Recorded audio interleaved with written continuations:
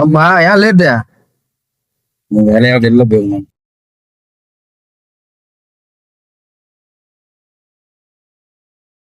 காசேதான் கடவுளப்பா, அந்த கடவுளுக்கும் இது தெரியுமப்பா.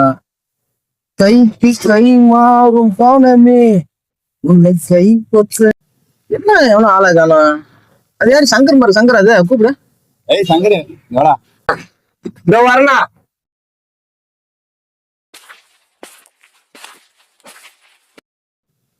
என்னப்பா 4 நாள் ஆகுது. நான் உன்ட்டு என்ன சொல்லி காசு கொடுத்தேன்? அன்னைக்கு கட்டணும் தான் சொல்லி கொடுத்தேன்.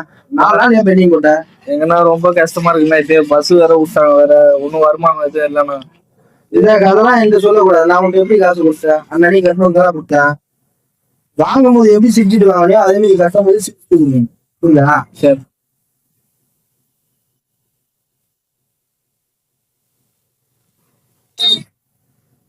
கேனா முடிக்கிறது சொன்னதை கேட்டியா?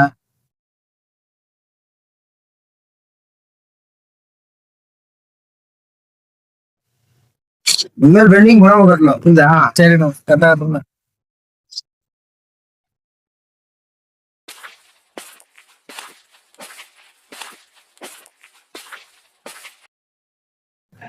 வா சொன்ன.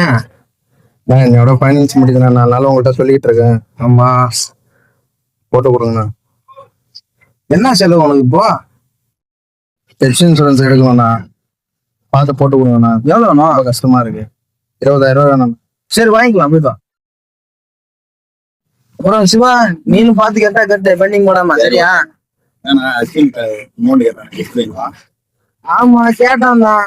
20 ரூபா கேட்கறான். உடனே கொடுத்தா நம்ம மதிக்க மாட்டான். 4 நாள் ஈத்தடிப்போம். அதுல ஒரு கிக் இருக்கு. சரி, ஓகே.